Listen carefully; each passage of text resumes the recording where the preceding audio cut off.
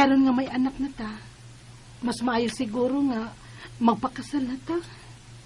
Aron may naong nako ikatubang sa akong ginikanan nga may nanubag na sa akong gidangatan. Kon na rin ka ng... Unsa, uy. Wala kay planong pakaslan ko nimo nga may anak naman ta. Sorry kayo na rin. Nga ko musulti ni mo dahil ini, pero panahon na tingali nga mahibaw ka nga unsa? Nga di ka mahimong pakaslan kay kasado na ko. Unsa kasado ka dun eh? Matod ni mo na ko kay ulitaw ka. Pasaylo ako na rin. Ako ratong gihimo ang pagpamakak ni mo tungod kay mahal ti ka. Kung nagpailaman ko nga minyo ko, musugot ka kanako, di man? Dili, yun. Dili. Kabisig sa una-una man lang, wak ko manganday nga makigrelasyon ng taong minyo. Ang ginoo ko dun eh. Minyo ka na di ay. Unsaon naman lang na mo ini sa akong anak. Ayaw kabalakaan, Len. Kay buwag naman sa misa akong asawa. Unsa? Dugay namin buwag. Gani, may kaipon naman sa siyang lain. Uda na sila upat ka anak. Unsa?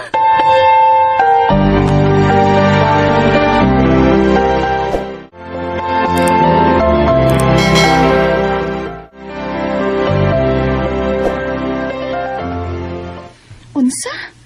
Minyo na rin si Donnie? Oh, Marla. Sabay ako nung buhaton ini. Hala, uy. Kawa ko magdahom nga dakong minyo na nas Donnie, uy. Unya, nakaanak na raba mo? Maulagi. Unsaon naman lang namo ini sa akong anak. Kano sa lang ka mahibaw? Karong bag-o lang. Nga giiskutan ako siya o kasal. Kay may anak na lagi mi. Mao nga nakatugan siya nga. Nga kasado na siya sa lain. La, uy. Unya, asa may asawa ron, ha? Kuyaw ba na, uy, kung ikiha mo kay nakaanak na rabagid mo? Buwag naman kuno sila, dugay na. Ug may lain na sang kapuyo ang iyang asawa. Unya, may upat na sab kuno ka anak. Oh, tukay na gyud silang nagbuwag. Kay nakaanak naman sa daig upat ka bukang iyang asawa sa laing laki ka. Maulagi kuno. Pero kita bayang mga babae, nangandoy nga ikasal sa lalaki nga atong gimahal. Unya, unsaon naman lang ini. Unsaon ako sa pagpakigbuwag niya. Nga may anak naman sad mi. Ay lang sa tingali buwagis doon ni Nalin, uy. Luoy sad, uy. Gihimo biya tingali na niyang pagpamakak nimo kay mahal sab ka niya. Oo, mo na yung gisulti na ako. Apa nun saon naman lang ni nako, Marla. Dakong minyo ang amahan sa akong anak. Masaya akong buhaton.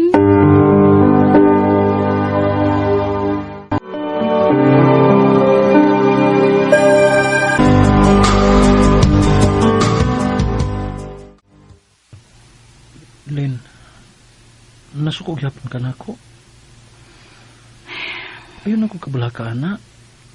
Si Tricia nga kanina kong asawa, nahiluna na sa laing mga kamot. Di na na ito magsamo ko eh. May iyan na sa itong pamilya. Mga palihog lang, pasiluan ako. Ipadayan na itong atong panag-ipon uban sa itong anak. Di na lang ito mag-away. May negosyo tang gamay. O makabusit ang magsigit ag-away, okay? Usapan na. May negosyo ta. Og nagplano pa unta tang magpatukod og bay. Og magpalit og yuta kung makatigom na ta. Unsaon man ana ron? Ngaminya man ka. Manghilabot ana ang imong asawa. Okay, sige. Aron dili siya makapanghilabot, sa imong panganta ibutang ang tanantang mapundar pohon. Unsa? Aron mahilo na ng hunahuna nimo. Huwag ka ng savings na ako karon nga naa sa kong bangko. Ibali na to tanan sa imong bank account. Under sa imong pangan. Tanang mapundar na to sa savings, ibutang ta sa imong pangan. Aron sigurado gyud nga dili makapanghilabot ang akong asawa, anak.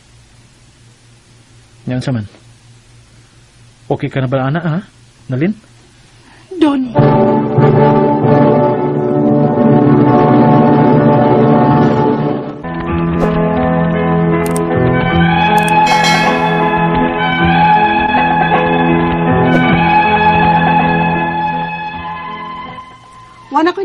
sa paglikay ni Donnie nga akong ka-live-in, bisan og minyo na siya. Kay may anak naman ni, o pinangga masadgod ko niya. Gitinuod ni Donnie nga ang tanan namong napundar, sama sa mong bay og yuta, iyang gipangana ko. Hangtod na ang among savings. Nakakini sa akong bangko. O hangtod nga niabot gyud mi og 10 years sa among panagtipon. Kay kampante na sab ko kay wa man sila anak sa iyang asawa hangtod nga nagkabuwag sila. Apan, na-shock na lang sad ko sa bago ko nahibawan nga kamatuoran nila sa iyang asawa ni Donnie. Unya, Mao ka na nalin. Murag matawag nga akong anak ng duha ka anak sa akong asawa nga si Tricia. ha? Unsay murag matawag nga anak nimo? Nga dili man ka imong mga anak? Ingon ka, wakha mo'y anak niya. Lagi. Wala kimi anak. Pero sa pagpanganak niya, God, sa kamagwangan o kanang ikaduhan nila sa iyang kaipon, akong apelido ang gidala ng mga bataa. Unsa? Kay nga ano man. Kay dili man ko lang makagamit si Tricia sa iyang maternity kung dili ipada ang akong apelido sa iyang anak. Unsa? Ginoo ko Donnie, oy. Kada kong problema, anak. Dili guna nimo anak. Unya gipadani mo sa mga apelyido. O lagi. Karon pa bitaw ko makaam ko. Naputing dakong sayo pagid. Kung gano'ng misugot ko ato higayuna. Sa duha pagid nila ka anak. Mao to nga sa lain pa nila duha ka anak, wala ko musugot. Kay diya ka naman sa akong kinabuhi adto. Ginoo ko Donnie, oy. Unsa naman lang na nato? Matawag man gid na nga imo sila mga anak. Mapausab ba ba ka na, no? Ambot nimo, oy. Kagago nimo, oy, nga nisugot ka anak. Nalin. Ayaw na, pagkikisutin ako, be. Naglagot ko nimo. Nalin.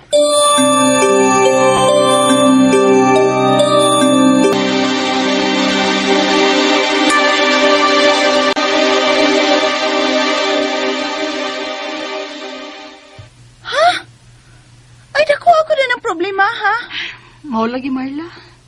Yan sa man lang yun ako ini, oy. Matawag yun nga anak ng Donnie, kay nagdaman siyang apelyido, o kasado gud sila. Mao lagi. Madawat ko ra tingali kun mga anak gyud ng Donnie nga mga bataa. Pero dili man gud na iya. Unya unsaon man ana bing kun manghilabot na sa among mga properties nga napundar. Pero nakapangan man ka na nimo inyong mga properties ni Donnie. Mao, hinuon.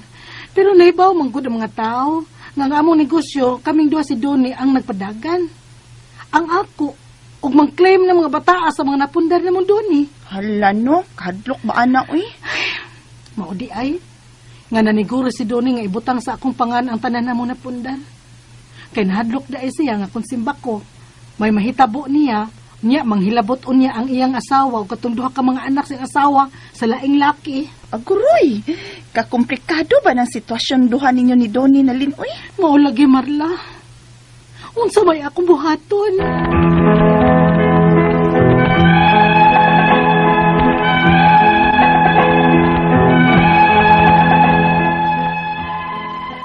Naglibog na gyud ko sa angay na kong buhaton.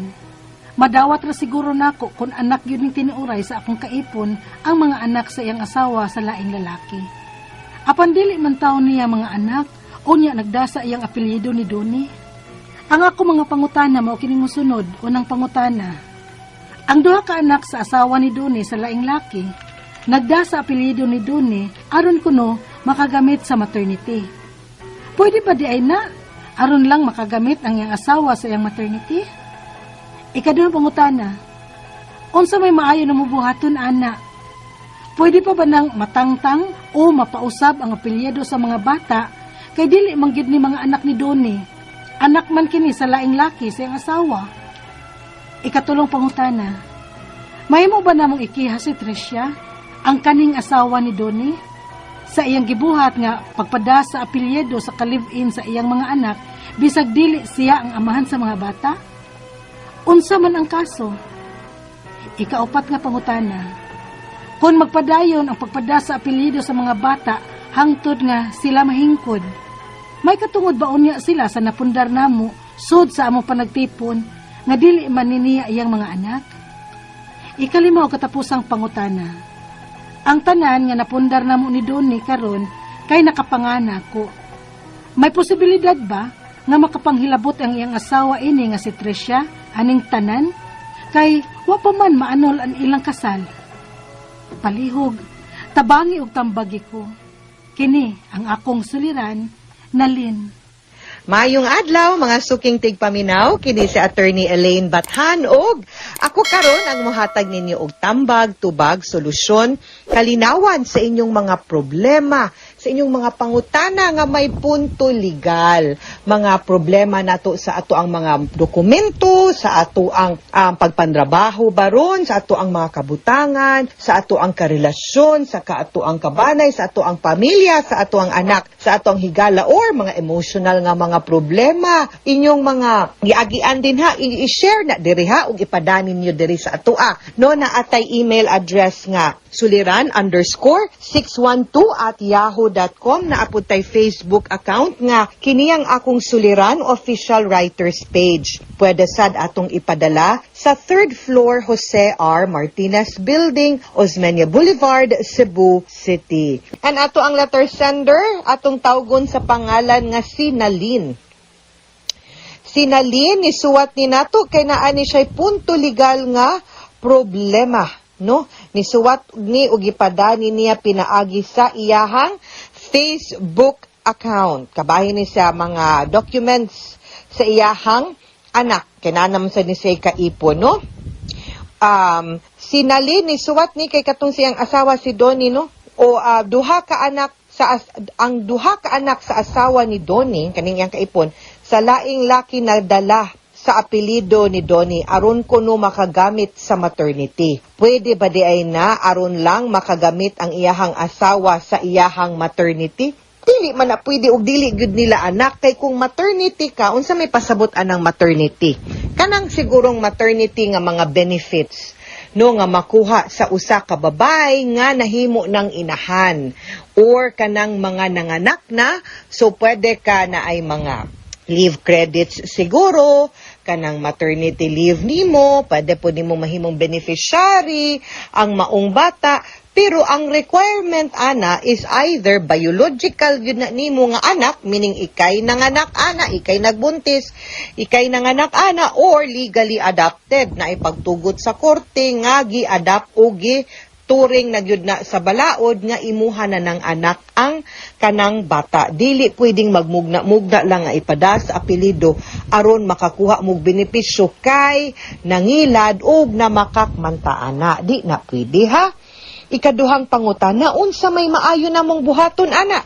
Pwede pa ba nang matangtang o pamausab ang apelido sa mga bata kay dili man gyud niya mga anak ni Donnie. Anak man ni sa laing laki sa iyahang asawa, maunay problema ani.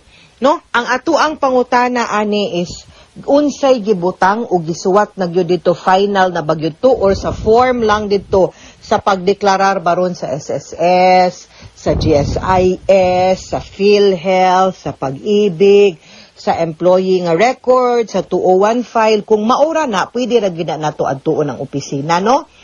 Ngato inon nga nasayop ni og declare abi manggod namog astang anak-anakan pwede ra. Pero kung pananglitan mismo ang birth certificate gyud sa mga bata ang namaniobra og nabatangan og ngan sa amahan og ipadala sa apelido ni Donnie, then kinahanglan gyud ta mag-correction of entry didto sa korte. Nakahandle ko anang maong kaso ha, unya medyo dili pud na siya sayon, no, delikado pod, pero sige lang, o gusto gyud mo pwede gyud na ninyo ipausab kay hasol dako man gud nag-implication mga sukintig paminaw mo bitaw na nga sa mga pagtambag nako ninyo kabahin anang mga dokumento nga gina-fill up nato sa local civil registrar sama sa birth certificate, marriage certificate, death certificate. Dili ta magsaya-saya, dili ta magkumpiyansa, dili sad ta magpataka og butang og suwat sa mga detalye nga dili tinuod.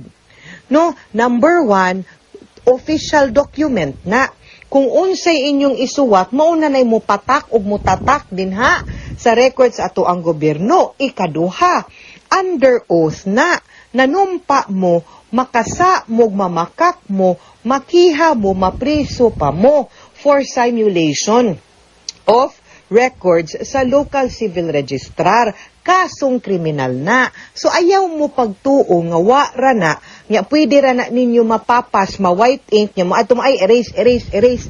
Dili intaw na ingon ana, ayaw gyud mo pataka, ayaw gyud mo kumpiyansa, unya awa karon magproblema, maglisod na, mas dako pang gasto, mas dako pang hassle, okay?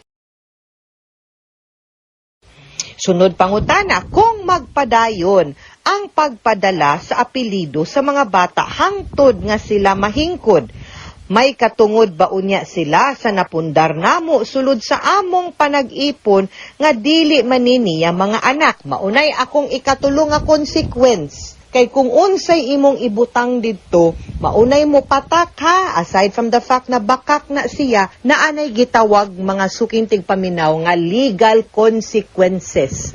Maunay mo effect ba, cause and effect man gud ni, nagpataka tagbutang, maski di tinuod, ang epekto ani is that ato mang gipagawas ni inyong anak. So mahug siya kay nipatik na ug nitatak na sa record sa ato ang gobyerno. Nipatak na siya nga as if sila anak gyud sila ni Donnie, tungod kay mahug man magtuo man ang record nga anak man ni sila. So naa ni sila katungod nga manunod. Kay ang ato ang balaod nagsaad man nga kung kinsa ng mga legal nga tigpanunod maupoy mahatagan og unsay tawag naman ni mga suking manaw, mahatagan og legal no nga katungod sa pagpanunod maoy mo iredar. So lisod kaayo mo na maingon ko ninyo nga ayaw lagi mo pagpataka kay awahina ang pagmahay. Legally speaking, yes. So kung di mo gusto nga mauna, then we will have to correct it. Magkuha mo og abogado kay kinahanglan man ni og correction of entry. Ikalima o katapusan nga pangutana, ang tanan nga napundar namo ni Donnie karon kay nakapangalan ako. Okay, may posibilidad ba nga makapanghilabot ang iyahang asawa ini nga si Trisha aning tanan kay wa paman maanal ang iyahang kasal? Okay, now kung sa imuha na nakapangalan, unya naapog kay imuhang pagpanrabaho, sakto pod ang imuhang kita, no? Then I think it's safe to say nga ang kanang mga katigayunan ninyo na inyong mga napundar, mga kabutangan, no, mga balay baron, mga sakyanan, mga yuta nga napundar ninyo og sa imuha na nakapangalan, then dili na makahilabot ang asawa ni Donnie unless mapakita nimo nga wa jud kay means, no, nga imposible nga ikay nakapalit anak kay wa kay panginabuhi, no, wa kay trabaho, unya klaro pod na apoy ebidensya, then pwede nga mahimong co-owner. Si Donnie, dili pod nga iyaha pod tanan, no, pero mahimong co-owner. Pero the fact nga naana sa imuha, then I think you can be secured, no, nga dili ka mahilabtan, dili ka mabawian anang mga napundar ninyo kay naaman sa imuhang pangalan. Pero ang ako apong point is that ang katong mga bata, no, maski dili niya anak, kung pananglitan man gani nga maabot ang panahon, then naagid na katungod ang mga bata. If you don't want nga mawala na, then mag-correction if you don't want nga mahitabo na, then mag-correction of entry ta. Kung ganahan mo nga okay ra na, then at least kibaw mo sa mga consequences. Pero mas maayog yun kay dugay naman kaha daig yun mo aning imuhang kapikas, no, Nalin? Mas maayos sad siguro imo sad siyang kumbensihon nga para mahusay, mahapsay na lang yun ang iyahang unang kaminyoon ug ang inyuhang panag-ipon puhon basin pa diay makasal pa ka, no, anak niya, i-suggest ka niya nga magpaanal na lang sa gyud mo siya, no, sa iyahang asawa para matunhay pud ng inyuhang relasyon. Okay? Mga suking tigpaminaw, hinaut unta nga naamoy nakutlo na pagtulunan karong adlaw. Kini si Attorney Elaine Bathan, daghan kayong salamat sa inyong pagpaminaw sa atong tulumanon hangtod sa sunod nga sugilanon dinhi gapon sa tuang programa. Kini ang akong suliran.